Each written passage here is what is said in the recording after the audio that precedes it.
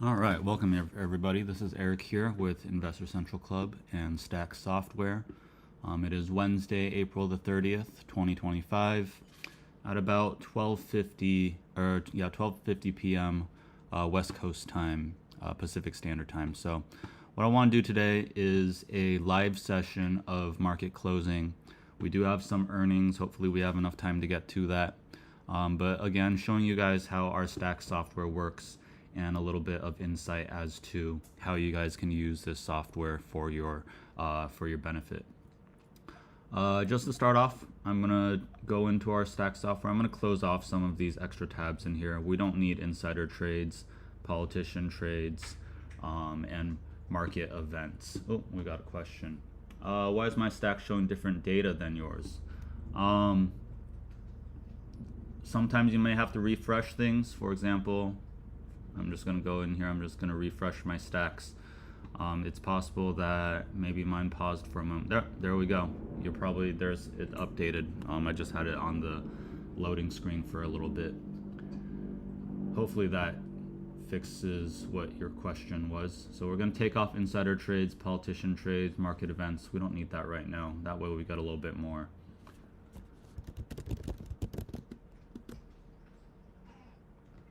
All right.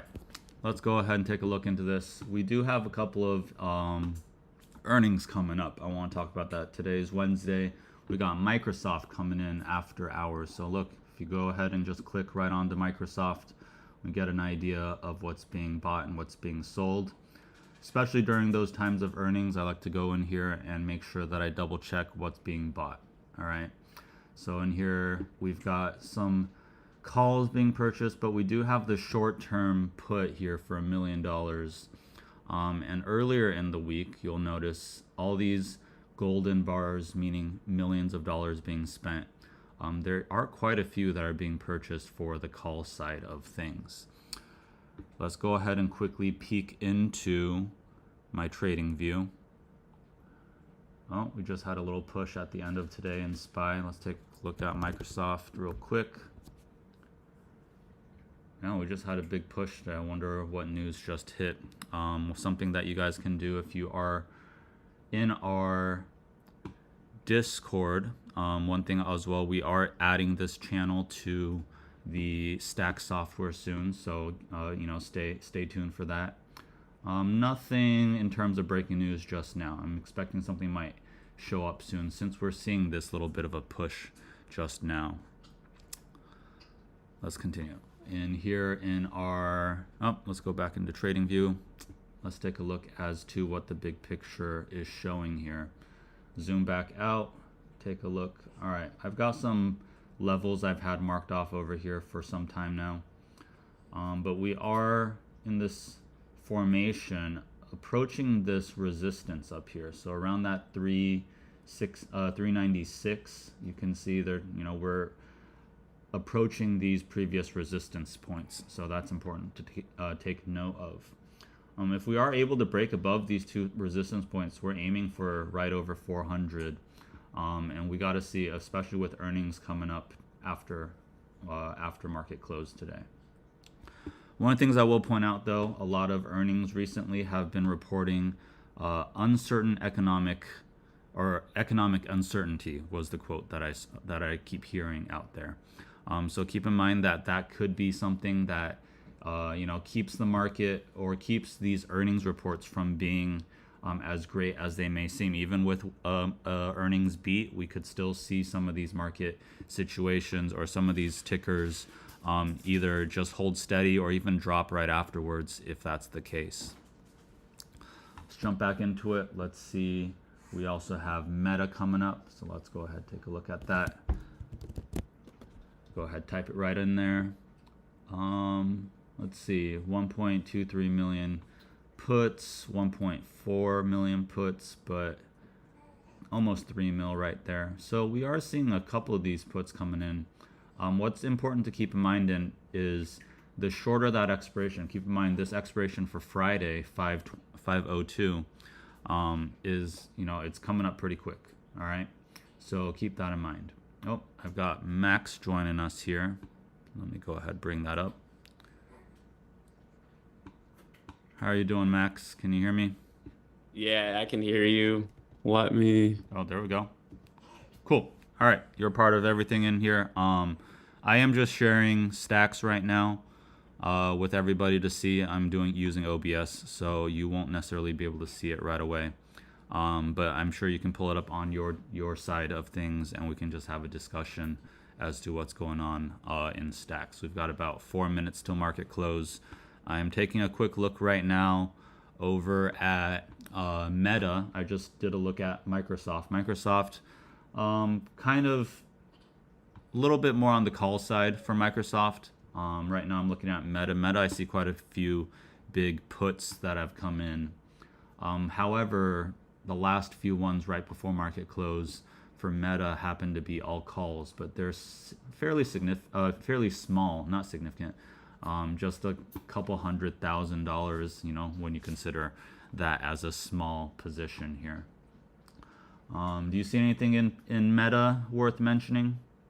Hmm, I'm trying to pull up any news they might have because, as you know, I am a news junkie to the core. So let's see. Because the one thing I'm seeing that's interesting here is at around, so at 9:50 and 9:57, we have two big money back to backs with about a 7 minute gap between them. And we have, so maybe someone's expecting a short term bounce with a long term hedge because that 565 call had 2.94 million dropped into it, but it expires on the 16th of next month, whereas there's a 470 put for about 1.41 million, but that doesn't expire till June 20th. But then the interesting thing that we're seeing here is there was a barrage of puts that came in between 957 and 253. Those were the only contracts that were really being bought at that time. So I'd be interested to see what's going on with the company because maybe some news came out that's not great. Um, yeah. So it should be, I think it's going to be really interesting. This is one of those circumstances where when you see like these weird gaps and then you see like blocks come in and not like they might have nothing to do with each other, but you just see consistent put or consistent calls coming through. You can typically find a news story that can link back to that at some point. Yep. So Meta reporting today after market close. That's in 2 minutes. Usually they report by 1:15. Yeah. Estimate 5.23 for earnings and then $41 billion. I was just telling our viewers here. One of the things I keep hearing from a lot of these earnings reports is that there's a lot of economic uncertainty. There's a lot of Yep. people that are unsure as to what exactly should be happening, what might be happening in terms of upcoming the upcoming quarters, especially with these tariffs, especially with the trade war going on, and of course, tech isn't immune to it. Obviously, depending on what type of services and what type of products they may offer, you can imagine, for example, Apple is going to be something that is going to be hit by these tariffs a little bit more because they do require their consumer electronics being sold to us versus Meta, who's mostly due to the advertising revenue that they get on Facebook and things like that. But again, there are reports of how a lot of this has actually slowed down. I have the chart for Meta pulled up over here. We are approaching a little bit of that resistance. But again, things have broken down quite a bit since before. If you're familiar with Wyckoff as well, we are looking at a bit of an ABC type of pattern. But that type of ABC pattern, again, I would say is a little bit inconclusive at this point. Are we pushing back up? Are we still just consolidating in this range? I wouldn't be surprised for us to be stuck in a little bit of this range for a bit until there's a little bit more certainty coming up with the markets. Let's go back into stacks. I want to get this. Oh, it is just 1 o'clock right now, but let's look at Qualcomm real quick because Qualcomm is reporting just as well. Qualcomm. Got a lot of puts that were just sold earlier today. Nothing, I've noticed Qualcomm, liquidity for Qualcomm isn't nearly as high as, Meta and Microsoft, Apple, those other, Mag 7 companies. So I don't see too much in here. We do have these very unusual far dated calls for Qualcomm for March of 2025 or 2026, sorry. So for next year, 200 and 230. Definitely one of those things where, yeah, down the line, I could definitely see a lot of tech rebound, especially if we start printing money again. That's one of the things I do believe very potentially could start happening in the near future if we do start seeing more recessionary indicators, and the Fed does eventually realize that we need to start bringing quantitative easing back into our money supply. So, Well, I think the one thing that's interesting too is the only thing that's happened with Qualcomm this week, if you look at it on the week, the only thing people have been doing is selling puts yeah. this week. There's been no real activity heading into it. Mm-hmm. It's very much IBM in my eyes. It is an old money stock, but it also is one of those things where if you get in at the right level, um, 2, 3 years down the line, that position could easily 100, 200% because because the theme here is boring tech companies are about to be the winners. Like IBM, they're going to be the winners in supercomputing at the end of the day. Like you have Cisco Systems. They're going to be winners in telecom because at the end of the day, guess what? They have the biggest infrastructure. They have the most I would say they have the most, what can we call it? Like they have the most Foundation. experience Yeah, almost. their foundational experience, I guess, is one way Yeah, to put it. like IBM, there's a reason they sell $15,000 laptops. Yeah. Like that's not for me and you. That is for their big boy customers, but those computers also have a lot of functionality that are offered within them. So it's just one of those things where Qualcomm, I even think like Broadcom's another interesting one, just because they have the infrastructure play. No matter how bad their tech gets, at the end of the day, um, they're an absolute necessity for the smart cities that are being built for the future. Very good. Yeah, I agree. One last thing, just because I had this pulled up, we'll also go over stuff that's showing up tomorrow. So we'll stay on stream for a little bit. Let's look at Robinhood. Robinhood, I'm looking Hmm. at the chart right now. Just had a little bit of a pop. Robinhood just popped a little bit, but I don't see any earnings report just yet. So that might just be, them anticipating something about to happen right here. But I wouldn't be surprised to see, Robinhood's been adding a lot of new features to their software, to their trading platform. I mean, you can basically gamble on there now as well. You can get money delivered. You can basically use it as a DoorDash for cash, is what they're doing too. So we'll see how Robinhood fares, but let's take a I look. just got their numbers in. Yep. What did it say? I just got the numbers. So Hood saw adjusted EPS of 33 cents versus 18 cents a year ago on revenue of 922.5 million versus 618 million a year ago. In the last 8 quarters, they've beat 7 out of 8 times. But one thing I did see that's kind of interesting, Robinhood earnings, analysts expect a 31% drop in crypto revenue. Okay. So Yeah. that's something to watch out for. They're I don't know if is that what they're expecting? That's from TradingView an hour ago. That can't be right.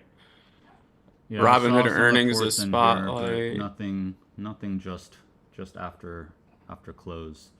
I'm showing Interesting. a chart of Robinhood. This is something that I've been following for a bit of some time.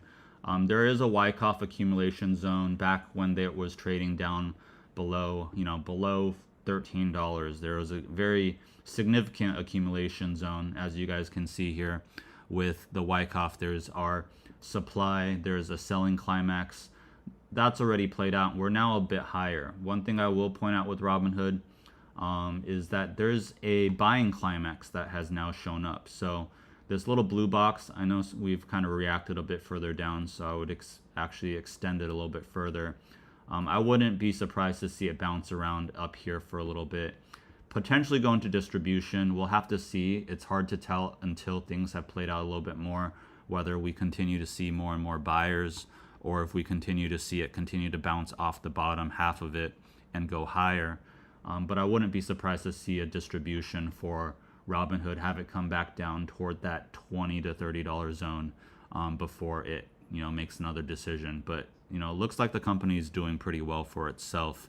And has put itself in a pretty solid spot for, for trading, for the retail trader. So definitely something for you guys to keep an eye out for. Let's see where they at. Yeah, there's still nothing yet for them. Yeah, I expect stuff to come out in the next 10 minutes. Let's take that time. Let's go ahead in here and continue to see what kind of information we can find.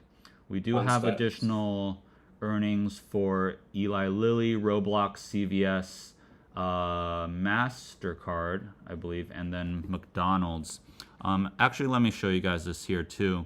If you guys are in our Zoom, if you guys are in our Discord, we also have this earnings place where we're gonna post the earnings every week, so you guys have an idea.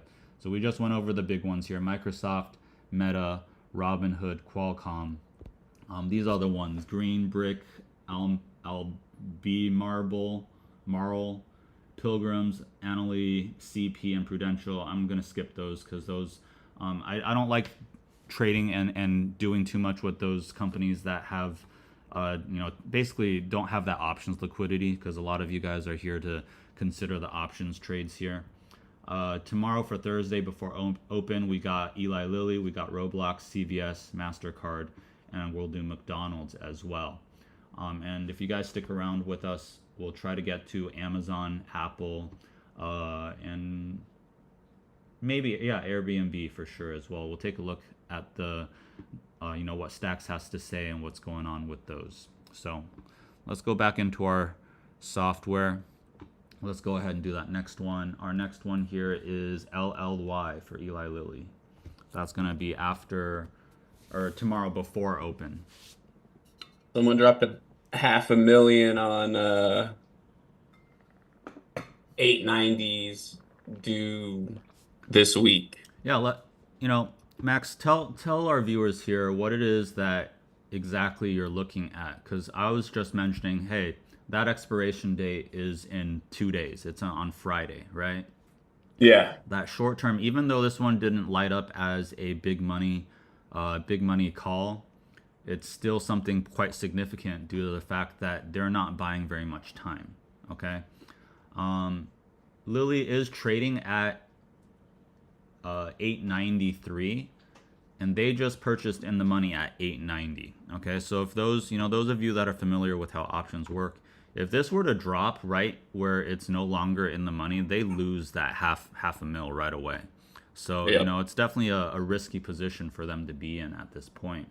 And by the way, they bought these $4 when it was $4 in the money, because at 11:35, LLY was 894 a share. So they bought these at 11:38.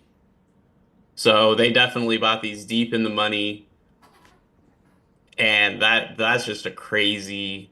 And the volume, yeah, it only got them 200 contracts. So the premiums on these are juiced up. Yeah. So we're gonna see going into let's see what analysts are saying about it so far. And also a quick note here, you guys, take a look at IV. IV is to your advantage when it's lower. Okay, so if that 42% IV on that position isn't too bad, especially before earnings. A lot of times with earnings, we see that shoot up quite a bit. Oh, let me go a little bit higher. Oh, never mind. It was at 81. I was looking at the one right underneath. 81% IV up there. So again, they're spending over 2.5K on each one of those options. They purchased 200 of those. Open interest is only 333. That's another thing for you guys to be aware of, because again, open interest shows how many of those contracts are open, and the more that there are, the better type of bid-ask spread that you're going to end up getting. Let's take a quick look over at the charts too. So it looks like the consensus analyst rating on Eli Lilly right now is standing at a buy with a current price target of $940.70, with the latest rating coming from HSBC, Cantor Fitzgerald, and Guggenheim, which is implying a 2.95% downside for the Eli Lilly stock with an average price target of 867.67 currently. Yep. And if you're looking at the But chart too, the chart's looking like it's still pretty strong. It's bounced off of some lower levels. There's quite a bit of supply at that 720 to 700, almost $800 there. There is a gap below, so if the forward guidance isn't strong with it, it could come back down there and retest that gap. But it's looking fairly strong since we had those announcements of the tariffs being paused. So it is attacking that upper end of that bound and looking at potential all-time highs if it's able to break up above that $970 range. So another thing is there's a Seeking Alpha columnist who's expecting Q1 revenue to exceed analyst consensus. But and I think I've spoke on this yesterday on the podcast that I do. It guidance is going to be the Achilles heel of 95% of all of all of these companies because of, to your point earlier, those economic pressures that they aren't aware of yet. So most people are going to not provide guidance, or they're going to completely lower their guidance off completely to the point where it's going to come under even expectations of like the bottom end. Because usually for guidance for revenue, it's like, oh, we're expecting like between 11.2 and 12.4. But like some people will come in and go, yeah, we're expecting like 9.4 to 10.6. And everyone's like, what? I know one company yesterday that reported, I think it was Intel. Intel for EPS guidance, they gave $0.00. Yeah. That's what they gave for EPS because their foundry lost 2.3, IFS lost $2.3 billion last quarter, which is nothing compared to the 7 billion they did in Q4 and Q3 last year. Yeah. So I'm not really shocked by it, but yeah, I would say Lilly is definitely going to see a hard pop and then probably drop off once they start talking about 2025, unless they have some more breakthroughs in diabetic and weight loss medications, because those are the two main components that most people are looking for in terms of guidance and forward growth for that company. Yeah, very good. I like that analysis. Let's go into next. We've got CVS. Ooh, this is going to be a juicy one.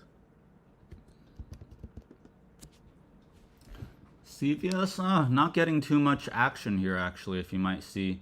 We got a couple of puts being purchased earlier this week on Monday, Yeah. but really not that much going into it. I'd be more interested into seeing what ends up being purchased after they report, since, again, this is for tomorrow morning. So, if you're doing options, you don't have a chance to get into these anymore. That's why if you do have STAX, this is something that, we encourage you guys to go in here and really make your analysis. You can always tag us on Twitter, Instagram, etc. Share what it is that you see. We're always very active out on there as well. But share for the community to see what STAX is saying. Also on the dark pools too, if you're looking at equity, they're not really purchased. They haven't really purchased much CVS right before the earnings right now. They are purchasing in that $69 to $70 range. And if you let me take a quick peek here, what is it trading at right now? CVS just popped. It's at 66. So again, it's dropped a little bit from some of their entries, earlier in the week, earlier in the month. But yeah, we are kind of in this formation between 60 and 70 over the course last couple days. And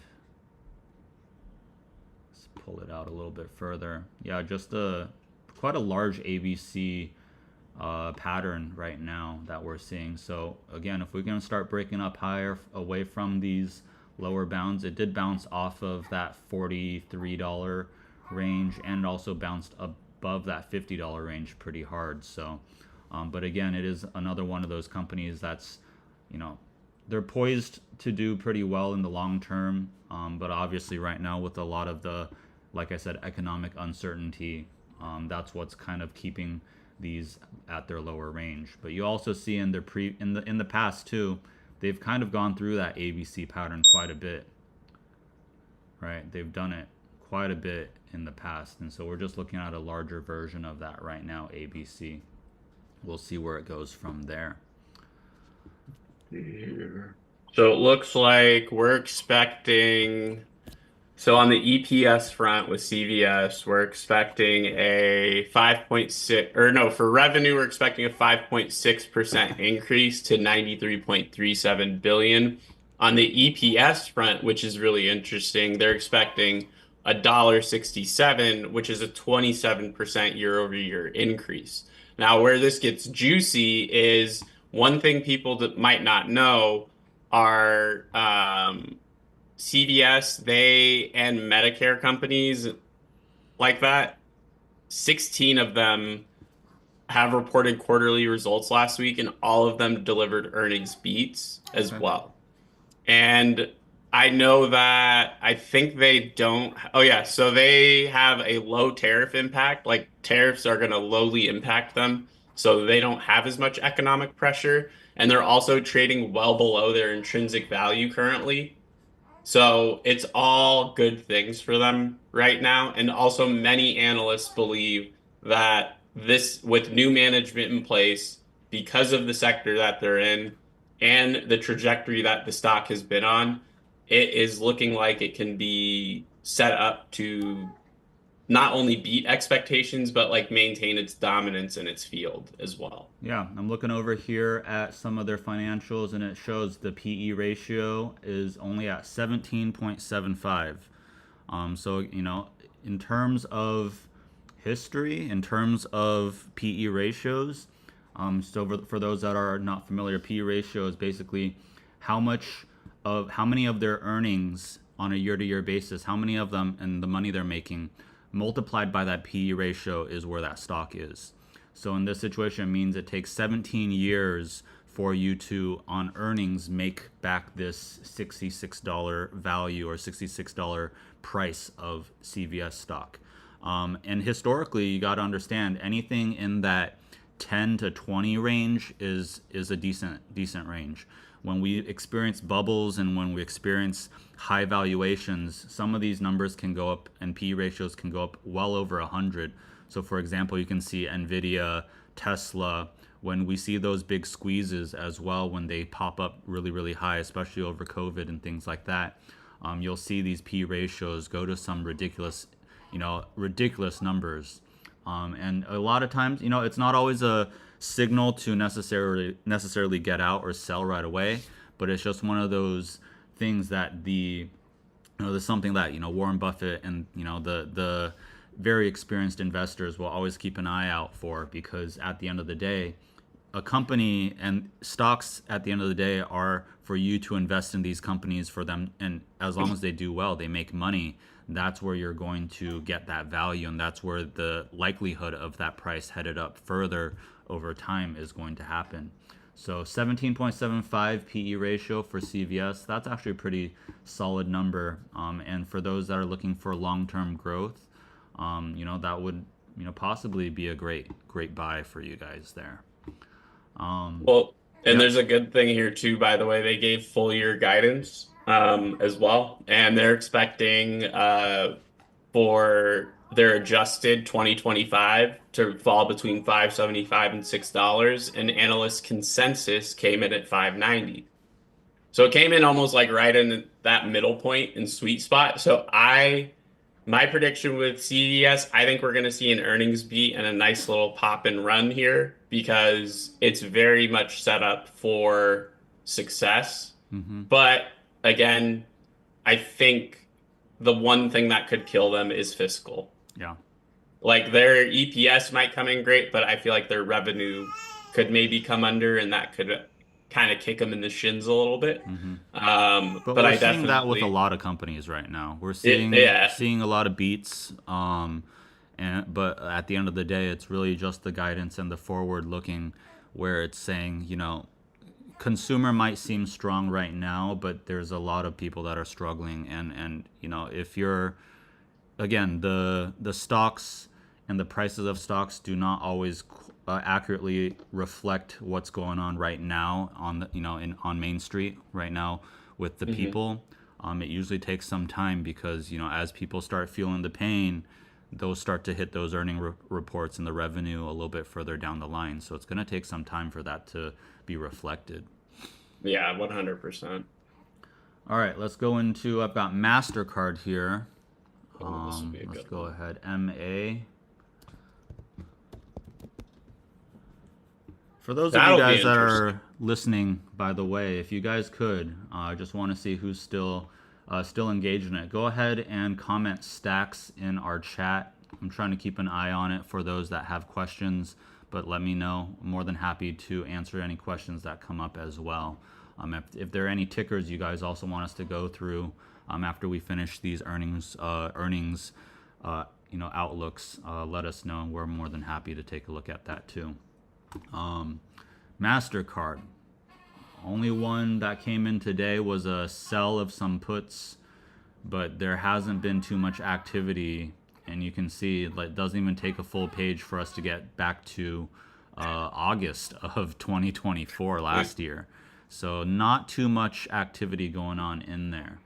On the right side for our dark pools, we do see that there is some purchasing going on, especially this last month. So they are purchasing it. Again, I would definitely say just being one of those that have probably a little bit less liquidity than some of those more popular traded options. This one, if you are getting into, it wouldn't be a bad idea to look at equity instead. However, it is a stock that trades at about $550 at this point, so might not be the most optimal for most people. It's also one of Warren Buffett's. They own about, what is that? Yeah, 2 billion in it. They have and 151 hedge funds are currently staked in it as well. Okay. Um, let's see what else we got here. February 13th, Tigris Financial reiterated a strong buy rating on the stock and raised the price target to 685. They appreciated the company's 14% year-over-year growth in Q4, so they've been putting up some good earnings as well.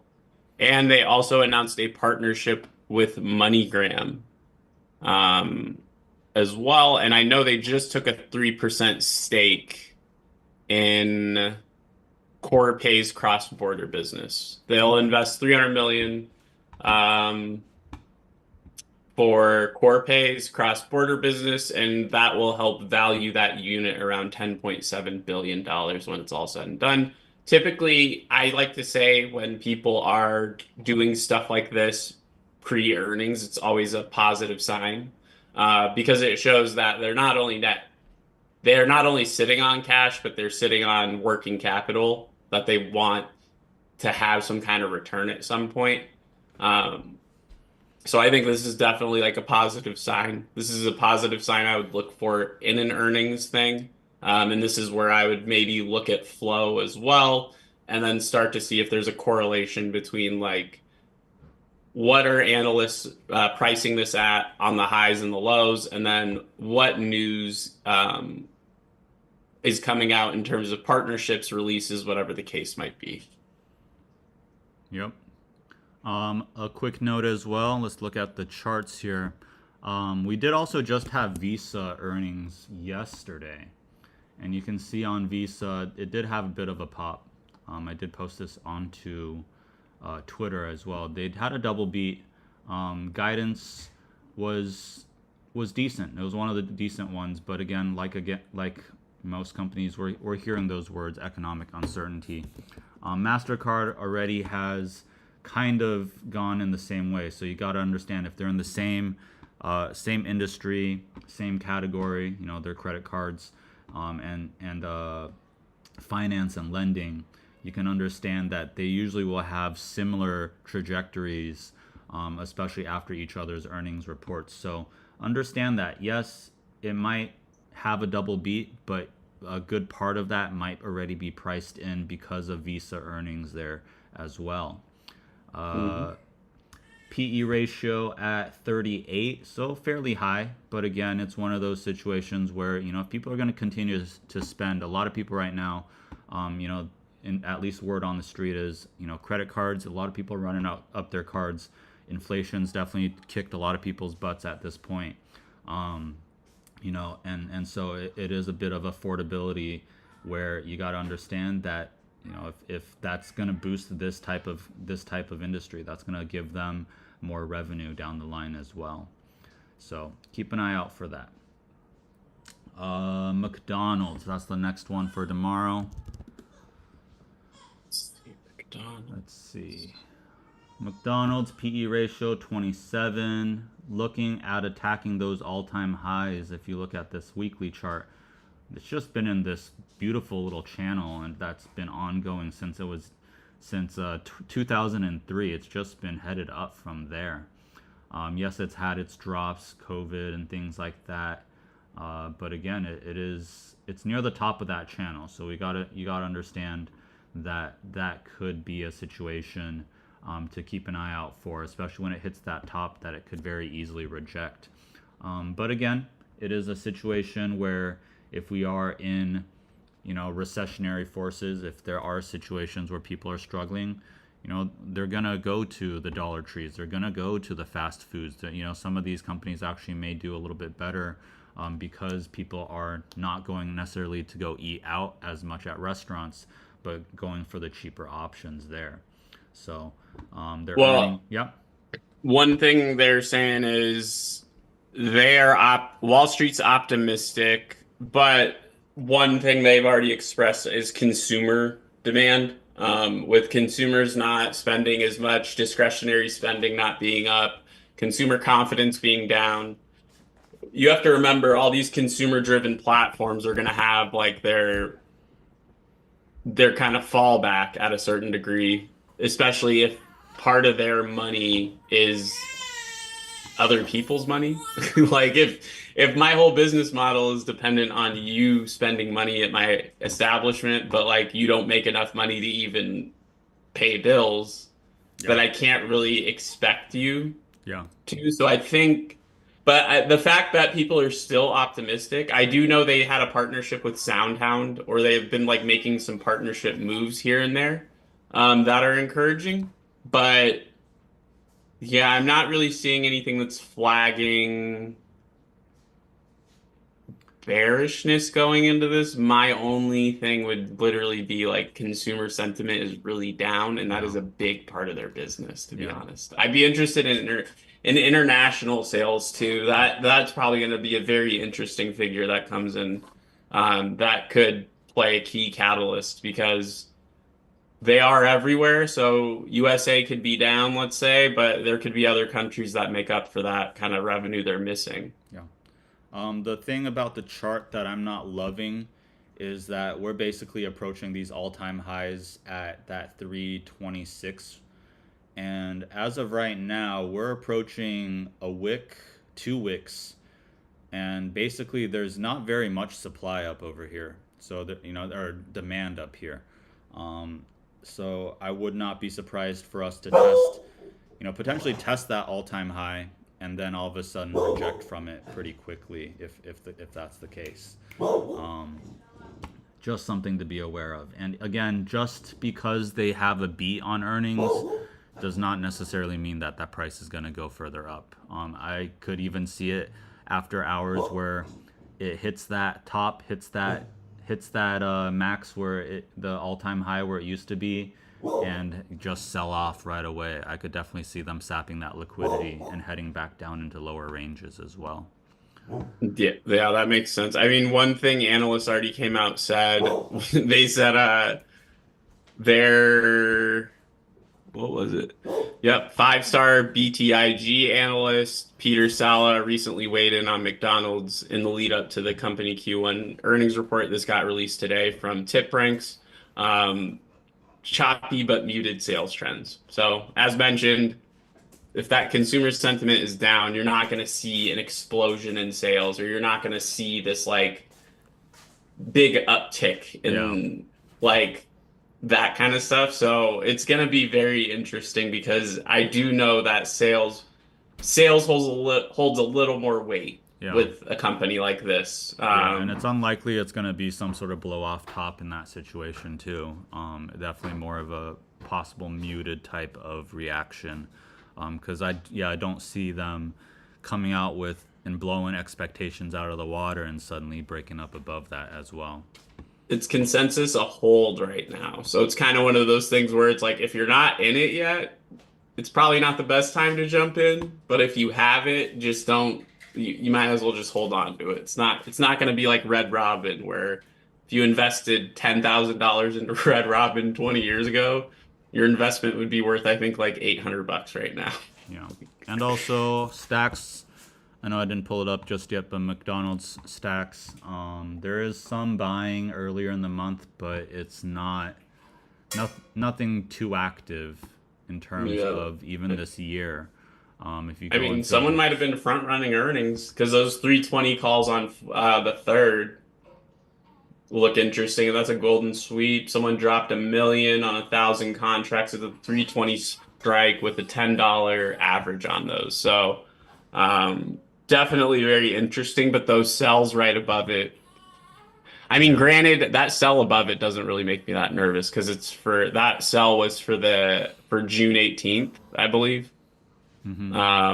So, and it's like at 290. So I think if anything, I would look at that as maybe that's where people could see support if there is a dip or where support is going to start to form around 290. And it looks like the top end of McDonald's based on those calls being sold where resistance is going to be met is at about the 325 level because you can see those consecutive back-to-backs. And ironically enough, those are coming in at 516. So maybe just maybe there could be some correlation there, but yeah. Okay. that could be a stretch. Real quick, because I know our Discord's been talking about this. Did they report? Microsoft did report they do have a beat, double beat, popped off about $20 so far. So if you take a look here, And MetaBeat. Microsoft is up about 7%, almost $30 to that high. It's definitely in a bull flag type of formation, so you could see a little bit of continuation upcoming tomorrow. Be interested in pulling up those reports a little bit later. Quarterly results beat on strong Azure cloud computing growth. Yeah, double-digit growth. So, looks like tech saving the day at this point. Let me see real quick. Ooh. Strong cloud bookings. That's good. That's very good for them. So, yep, 346. Amazon's running too after hours due to that type of Yeah, it that dropped like type of news. $6 because of it. So they came in at 346 against 321 on EPS, and they came in at revenue at 70 billion against 68.4 billion as well. And they also, let's see, yeah, commercial cloud revenue topped out at 42 billion versus 42.4 versus 42.2, which is up from the 35.1 billion in Q3. Or there's some other bright spots. AI contributed 16 points of growth to Azure revenue. Analysts were expecting 15.6 points. So it looks like, yeah, they didn't only beat just EPS and Rev, but they also beat forecasts in all of their divisions right now. Yep. Now I'm seeing if they have made any announcements about Any announcements about like forward? Because usually this is when they'll talk about also forward moving products or any partnerships that may be in the works right now. Meta also beat EPS by over $1, I think. They were expected at 523 and they came in at 643. And then revenue came in over, I think they beat by 3 billion. Yep. But that's also because they also just released their own AI, their own chat GPT competitor as well. Yeah. So that most likely boosted earnings. Mark Zuckerberg made a video about that. That was pretty entertaining. Um, I Nothing on Microsoft right now. Most likely, we won't hear about anything from Microsoft in terms of forward movement until tomorrow or later tonight after their conference call. Um, and it looks like Meta's brushing off those Q2 tariffs, or not Q2 tariffs, but those tariffs heading into their Q2. It's something that they didn't necessarily acknowledge. Um, Let's see what else we got here. First quarter earnings. So, despite fears of an advertising slowdown and tariff uncertainty, so those were the two things going against it. It expects Q2 revenue to come in between 42.5 and 45.5, ahead of those $44 billion expectations. So, again, as I mentioned, if typically if a company can put their range around the sweet spot of what analysts are expecting, it is always a very positive sign for earnings, especially with companies like Meta or any type of industry leader. CVS is going to be another example of this tomorrow when they beat. You're going to see that their EPS for forward guidance is going to land right in between that sweet spot of what analysts want. But however, Meta for the quarter, we were at 643 on 42.3 billion revenue, with Wall Street expecting an EPS of 525 on 41.3 billion revenue. Um, so they're looking good on that front. Advertising came up top, by the way, which for it to be considered a sore spot in their report and for it to come in at 41.39 billion is really impressive because the street only was expecting 40.5 billion. However, one thing to note is Reality Labs is holding on to an operating loss right now of about $4.2 billion. So that's one thing you want to keep in mind is what is going on with those advancements in Reality Labs, especially with the rollouts, because I can promise you you're going to see a huge explosion once Reality Labs products are going to start being able to be consumed by the public for that matter. Because you saw how well the Meta smart glasses did. So imagine having a Meta Quest on your face that look like just extra thick Ray-Bans. Yeah. Because that's what they're working on, really. It's these AR glasses that like just look like normal glasses, so you can wear them in your everyday life, but you can have like Netflix up and running, Yeah. and no one would ever know. Okay. Earnings for double check real quick. Earnings for tomorrow after close, we have Amazon, Apple, Airbnb. Well, we could also take a look at Reddit too. Let's take a look at big one, Amazon. I know we just had a recent little drop because of the news with how they were going to put tariff costs on the app or on the pricing, and then the White House got involved and called it a political and hostile act. And now it's let's go back into it.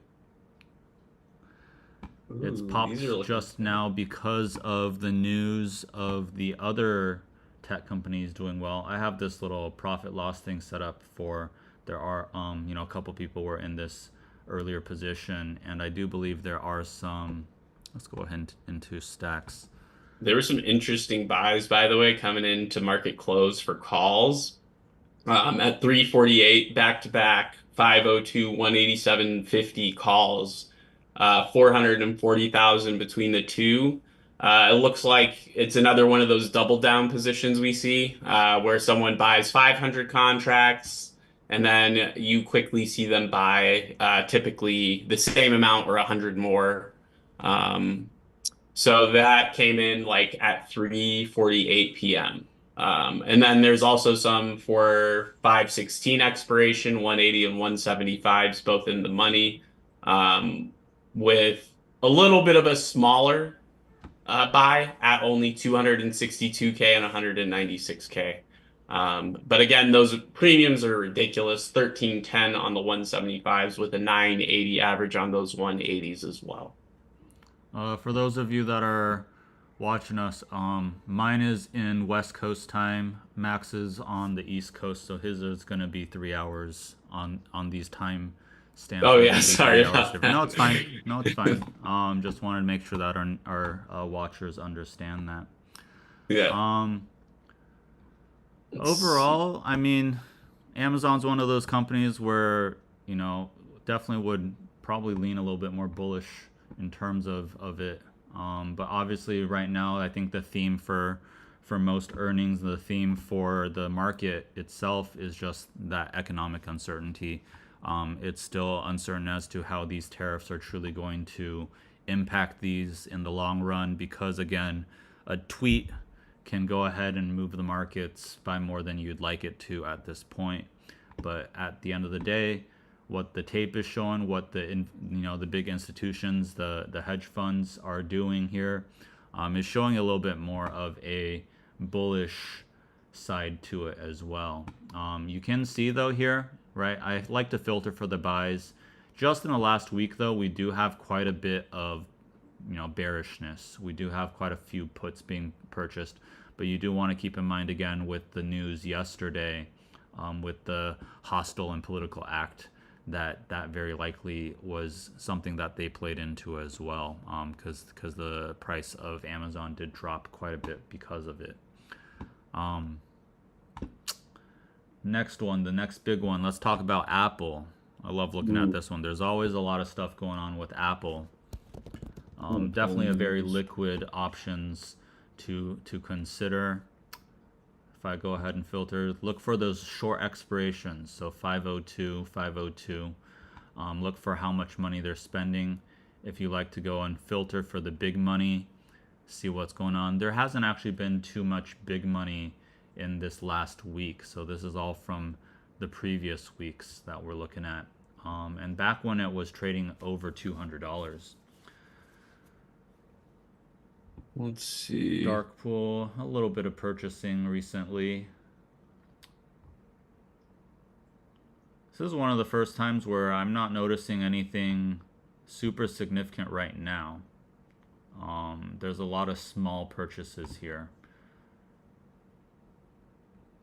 And we got to keep in mind too, let's see. Apple right now is trading at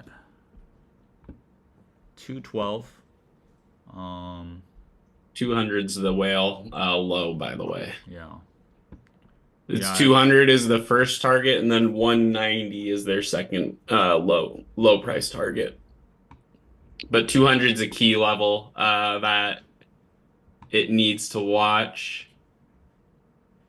Oh wow, yeah. So one thing, because everyone, that whole rumor about, oh well, Apple should just move their assembly to the US. JP Morgan analyst came out and said that doing that move would increase the cost by 30%, which would end up being a costlier solution than literally just adhering to the tariffs at that point. So that would not be that. If you think you hate the price of your iPhone right now, just have it be made in America. Um, but they are aggressively moving operations over into India, which should help alleviate, we could say, some of that pain that they might feel with those tariff costs. Um, it's down 44% from its all-time high in December, however.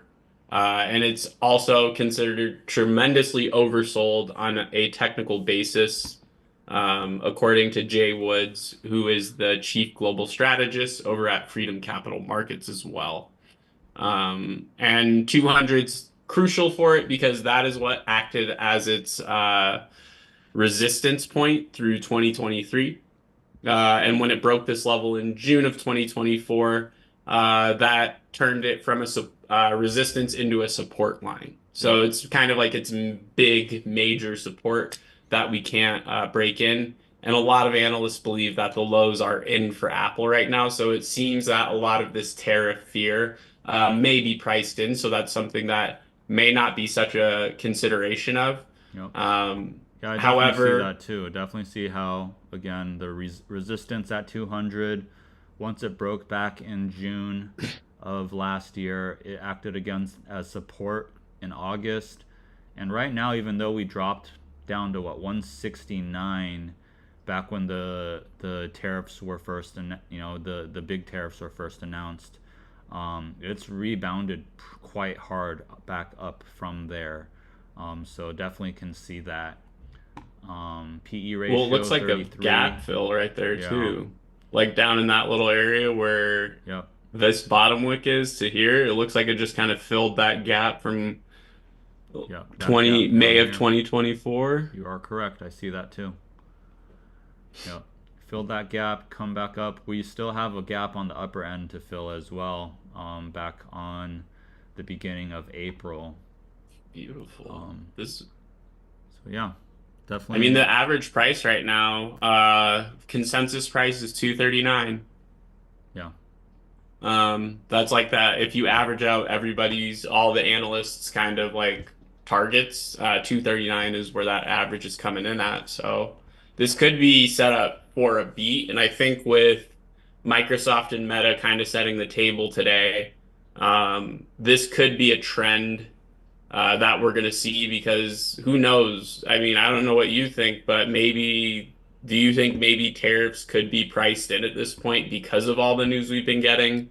It's almost like too much news at this point where it's like the market's reacted to it so much. How much more can it react to stuff that like it's already known about for, in some cases, a month? Well, my belief here is that yes, the tariffs are priced in, but the other part that's priced in is the fact that some of these larger companies are going to find a way to create some pull, right? They're going to make their meetings, they're going to set stuff up where, yeah, it might be that, we still have those tariffs for, the smaller businesses and things like that. But at the end of the day, they might put certain exclusions for, if, Apple and Meta and Microsoft are importing stuff from China, maybe they're going to get hit with a much smaller bill, or they're going to, invest in certain things for the future but get that in return. So at the end of the day, yes, they're priced in, but I'm also expecting that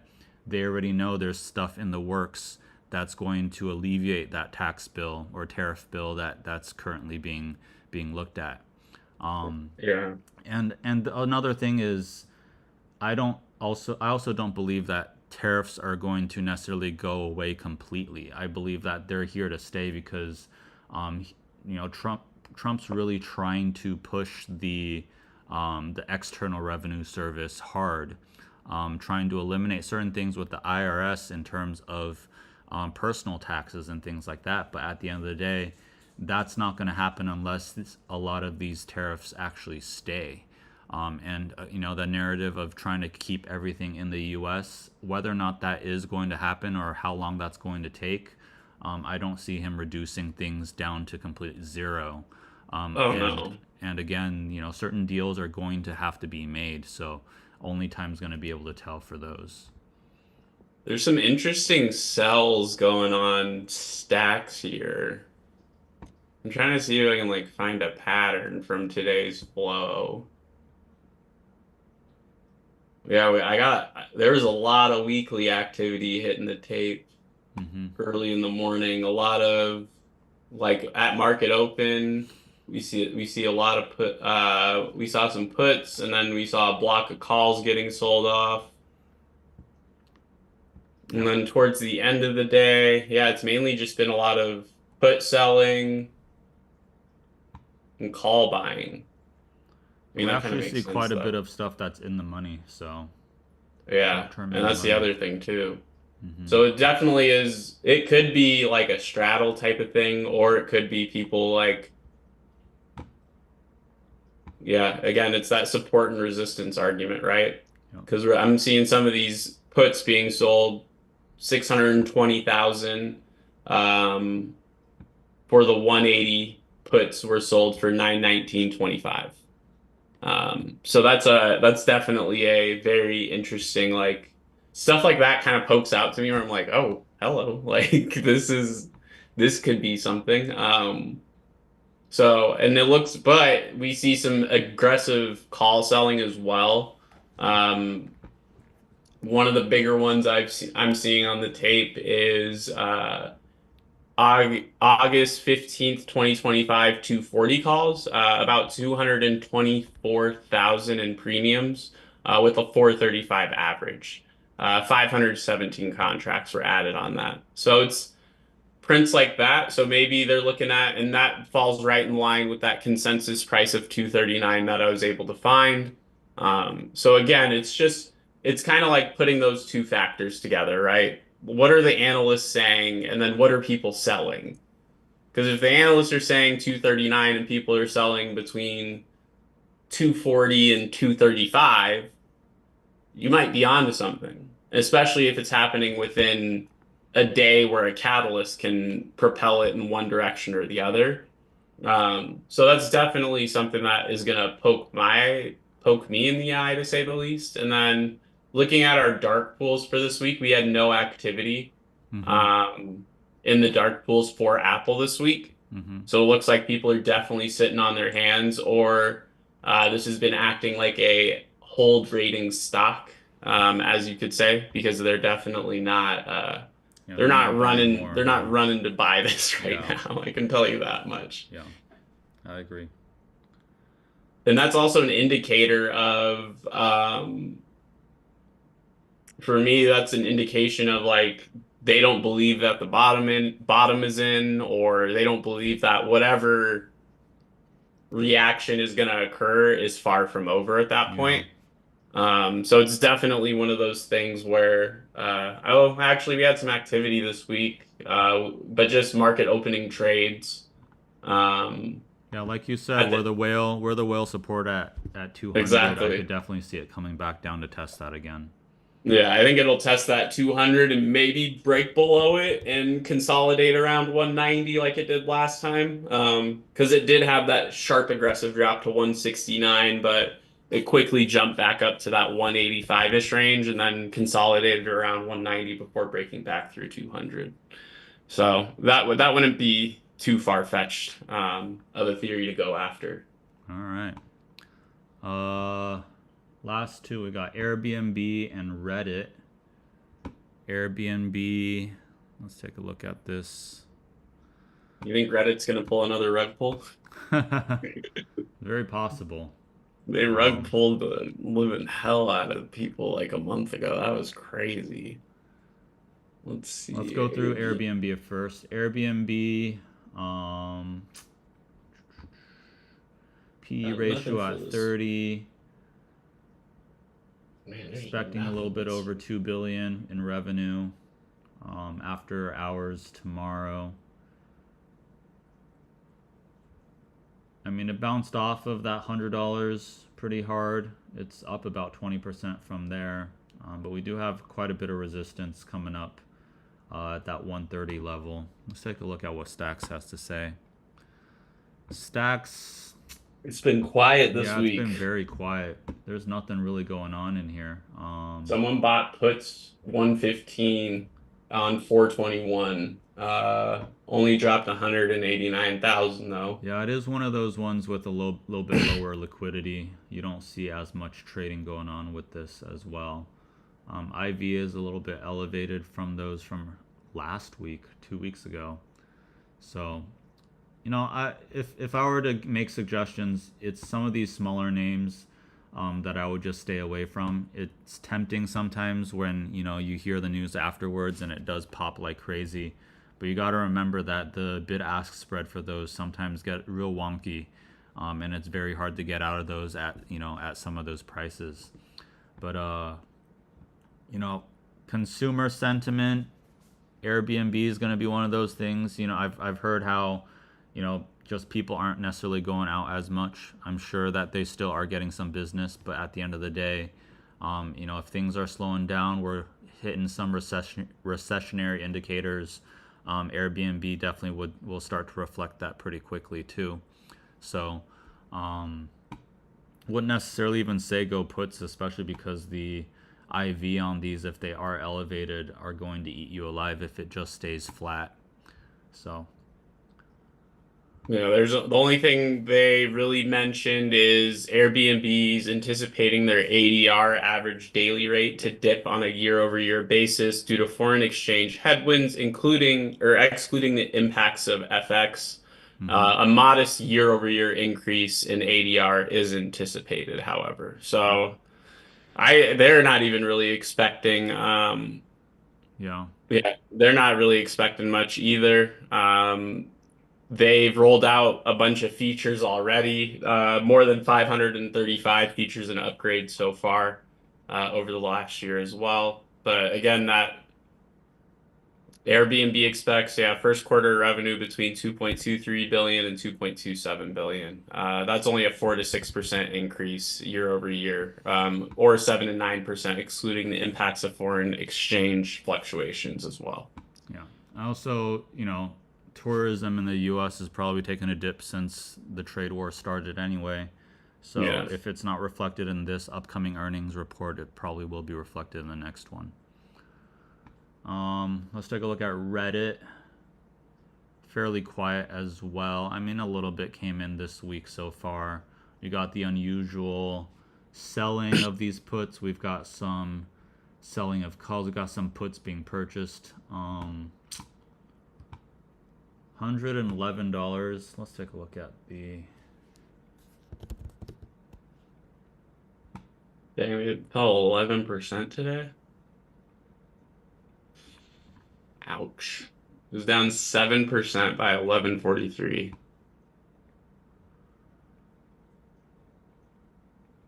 Yeah, it's only down 4% now. That's good.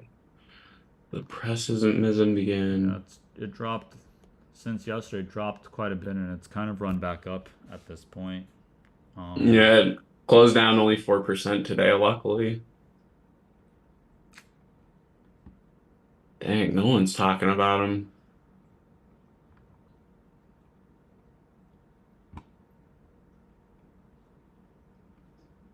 I don't know. I would look at it as if somebody posts something about how much money they spent on Reddit, calls or puts go the other way. Yep, exactly. If That's the everyone's way I would buying look at it. Yep. strong user growth, And Reddit's something to good. understand too, guys. There are, we live in a world of technology. There's bots out there that scrape what Reddit's saying, gives people an idea what the sentiment is, and understand that hedge funds have enough money to take the other side. They're using Reddit as liquidity. So understand that, yeah, you might see something being said on Wall Street bets and things like that, but at the end of the day, there's a reason why there's so much loss porn out there. There's a reason why you see people getting taken for liquidity so often. A lot of times is the louder that you are on these social media sites, sometimes the easier it is for you to be taken and taken as liquidity there. So keep that in My mind. pr my prediction for Reddit, it's gonna follow the same thing Snap did. Yeah, I could see Yep. that. They're gonna end up in the same exact position as Snap because Snap was another one. You would think, hey, they're fine, right? They gave zero forward guidance on stuff. Yeah, So I think if Snapchat's doing that and Reddit just went public, I don't see them trying to follow suit of Meta quite yet because they're very much a Snapchat style stock, I would say. yeah, Like them and Snapchat and them, it's kind of like what Brian Scalabrine says. I'm closer to LeBron. Like Snap, Snapchat's closer to Facebook than Reddit being closer to Facebook. yeah. Like Brian Scalabrine's closer to LeBron James than any of us will be. to to LeBron him, James to skill him. wise. Yeah, So exactly. like it's the same thing. I think Snapchat is gonna is unfortunately is already fallen. I don't see Reddit, especially with that rug pull BS they just pulled. I mean, they're already falling from economic fears, which is weird because you're not even like an economically driven company, but I your mean, stock's fallen from it. Reddit's income statement last year, their net margin is negative 37%. So, I mean, I don't see how that's doing them any favors at this point. That's crazy. How? Like that, I mean, Yeah, I will where's tell that you money right now, going? Here we the go. three articles I've read so far about earnings is that everybody just said avoid, not even avoid earnings, but avoid Reddit stock. It is trading at I four mean, different analyst articles. it traded as a meme stock to start. That's why it ran up like crazy. What, it hit $230 in February, That's and it's had a crazy. giant sell-off since then. I mean, that's straight distribution right there. Hit a low Hmm. off top and came right back down. So definitely, I mean, definitely don't. It's not one of Don't those follow ones. it. It's not a company where anybody should be telling you, "Oh yeah, buy it and just hold it for the long run." Like what's going to happen with this has more to do with memes and what type of hype they're able to create for themselves. But at the end of the day, it's where's their money coming from? Well, advertising revenue. You'll see sponsored ads on Reddit every now and then, but what else? What else? And how else are they going to bring in money? It's definitely a hairy one, that's for sure. Nothing on stacks other than some unusual Yeah, buys. I didn't see anything But either. yeah, the most recent would be a barrage of puts in the Yep. last 3 days Mm-hmm. between 110 to 100 or 120 to $100. Yeah. There was an unusual, oh snap, someone sold $500,000 of puts at the $95 level for June 18th of 2025. So maybe 95 is that Yeah. psychological barrier. Same, yeah, and I saw another hit for 120s for 815 sold calls. So it looks like 120 might have been that top and that was sold on 422. Well, Uh 195, right? We've got this gap over here between about 100 and 105. Very likely it'll come back down to that. 95 is a bit further down underneath it, so they're somewhat protected. And if you consider we've already filled this giant gap from two earnings ago in October. mhm. So it's possible they're playing that. They're playing that gap. The liquidity is going to get sucked out from there, and then unlikely it's going to drop further than that because there is some buying going on over here. Yeah, I definitely don't see it breaking past. I see a gap fill and then maybe a bounce at Yeah, relief once it fills that gap. But I definitely, if they don't, if they're going the Snapchat route, $60, here we come. yep, Like agreed. that's all I'm I gonna agree. say. Yep. Okay. Um. Anything else? Anything? No. I don't see it. I don't know if anybody's. Let's see. There's still some people watching. If you guys are watching, want us to go over anything, let us know real quick. Leave it in the comment section. I've got it pulled up right now. While I say that, for those of you that want to try out STAX, we do have a code going on right now. We just talked about it yesterday. I think there's about 3 spots left for you guys. So don't forget to go ahead and use code 125 for $25 per month for your first month of STAX for any new members. Another thing I wanted to also point out, if you do live in the San Francisco Bay Area, we are doing a little giveaway. It's kind of a scavenger hunt. We've got these buses going around in the area for Samtrans. If you see Chemo's face and the ICC logo, go ahead and try to take a picture of it. Obviously, be careful with it if you're driving, or make sure you pay attention. But go ahead, take a picture of it. Make sure you're following us on social media. Go ahead and share and tag us, and we'll be able to send you, one of our giveaway items that we've got ready for you guys. Just a little something for you that are, for those of you paying attention, for those of you that are around. All right, we've got a question here. Some recent STAX AI plays. Let's go ahead and look at that real quick. STAX AI, one of our favorites. If you go in here, STAX AI. Oh, we see a Palantir one that came in here today. Okay. I will be doing a full review of all of this very soon. We are hitting the end of the month today. So give me a few days and I'll have it ready for you guys. But we did get quite a few prints this month. All the way back down here. So yeah, quite a bit. I know I've heard some people talking about how they're in silver. A few people in Google. We've had a couple of these that are already, I can tell, are already winners if you consider it. Let's go into our charts for SLV.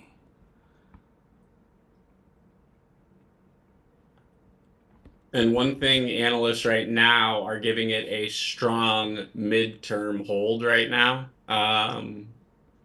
So it's like a strong rating for buying silver. And that's mainly due to macroeconomic issues and political headwinds. So these are going to see a lot of fluctuation. Gold did see a little bit, GLD did see a little bit of a downturn there because the risk on appetite is starting to get pumped up again. But who knows? We could be looking at a rug pull situation a couple months out because these SLVs aren't due until August 15th of 2025. So definitely it's a long-term protection play is what that is definitely looking like, because that person is probably heavy in some tech and some other areas that could see some massive sell-offs here, even with strong earnings coming in as we're seeing right now. And that's one thing to keep in mind. Just because earnings went well doesn't mean they can't drop 20% in a month because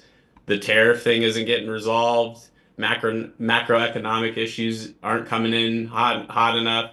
The Fed ends up not cutting rates. That's going to be another one.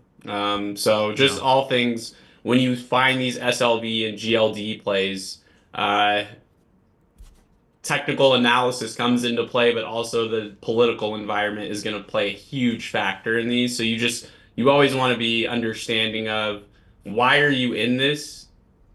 Because this is one of those plays where you can't be like, because of the technicals. You have to have some kind of wits about you when it comes to the pressures that are even having these prints come out. Yep, 100%. Yeah, when I see SLV, when I see GLD, any of those that pertain to these precious metals, you have to understand a lot of times it's just going to be due to these macroeconomic situations. People are going to flock to gold and silver when there's great uncertainty with the markets. They're going to resort to these because at the end of the day, they do have a store of value. Another thing to consider too is, again, if they do decide to turn on the money printer again, it will inflate the price of these just as much. Again, because the value of gold, it's going to hold itself, but if they devalue the dollar, it's only going to make gold and silver worth more, as in terms of just how the system works, how the money works. Keep in mind too, a lot of what we're looking at in STAX, keep in mind the expiration dates, not just the strike, but the expiration dates. How much time are they really purchasing? If they're getting it for end of 2025, yes, you might see a little pop right now. You might get a good 25-30% return on something right away. But keep in mind, they're purchasing these things because they may have information as to something that is coming in, down the line. Maybe they just understood that company made a big deal and they're going to release the news in 1 to 2 months. So keep those things in mind, especially with these.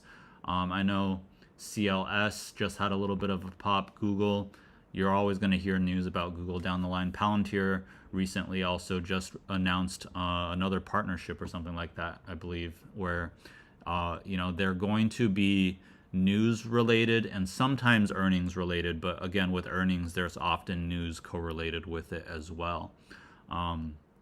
Stay tuned. I will have that back testing done as soon as I'm able to get. There's a lot of them to go through this month, so bear with me. I'm going to try to get that out as soon as I can. But again, I would say a good majority of what we've seen over this month have been these people buying the bottom, or at least their most recent bottom, and we're going to see some solid returns for quite a few of them. A lot of these were purchased after the tariff news anyway. I found the news related, by the way, What? as we're talking about, to the Yep. Palantir print. Yeah. So they partnered with Nautilus to innovate sustainable aircraft development. And guess when that news article was released? 3 hours ago. See? And that print came in about 4 hours ago. So Exactly. again, this is one of those things where if you find a print, all I literally did was Google, by the way, PLTR news. And then I just looked for anything that came in between the last 3 to 4 hours that had to do with a partnership or an announcement, and this was the first thing I saw. There might be more they even announced, but this was like the first result that popped up from 3 hours ago. I was like, okay. So 3 hours ago, that means that was 11 o'clock here. So they purchased an hour before that news was related, and STAX caught it right away. Right? Yep. So, again, we've got quite a bit of pride in how STAX AI works. We're always looking for the most unusual situations, people that happen to be in the know. I wish I did it from the very beginning of when I started the back testing, but basically, I would say 90% of what I've seen on here is related to news that comes out within the next week to 2 weeks. There are some that definitely are a little bit further down the line. But there's generally, when you look back, hindsight's 2020. When you look back upon a lot of these prints, there's some sort of correlation that pushes it up, and that's where the money is being made. And just like we see right there, Palantir, an hour after that print gets caught by STAX AI, there's news that comes out, and we'll see a push. So, all right. Max and I are talking. We're going to try to do this on a weekly basis. Right now, we're planning for probably Wednesdays, do a midweek review, midweek closing bell review, try to look a little bit at some of the upcoming earnings as well. If you guys enjoyed this, made it all the way to the end, please go ahead and comment STAX in our chat. I know there's only a few of you guys watching, but even though for those that are watching after the fact, if anybody does have any questions, we do have our email up here, help@investorcentralclub.com. Don't hesitate to message us as well. And for those of you, Max has been doing a great job of sharing stuff as well. He's got his own channel. I do have them linked in the description box below. He's got a Substack that you can sign up for. He's also got a YouTube channel, Trades and Gains, that you guys can go take a look at as well. Please go ahead and subscribe. We put out all this content for you guys for free. If you guys are interested, give us a like, hit that subscribe button. We're going to continue to output that content for you guys so we can help you guys make some money on these volatile and crazy markets. Again, if you are interested in our STAX software, code 125. There should be 3 spots left, so please don't forget to go sign up for that. investorcentralclub.com/memberships. It is a very limited time code, and I will tell you guys this is the best deal that we've ever had. Don't let that pass you guys by. Once those spots are taken, there will no longer be any left, and it will go back to our $99 per month rate. Okay. Flood that chat box, hit that like button. Hope to chat with you guys on a regular basis, and happy to do this for you. That was real fun, Max. Yeah, I love doing this kind of stuff. You can be the analysis part, and I can be the news. I'm down with it. Let's get this going. For those of you guys, if you might have missed us, you can also leave any tickers you want us to go analyze. I'll try to take a look at those before our next recording, and we'll chat with you guys there. All right. Good to have you, Max. I'm going to end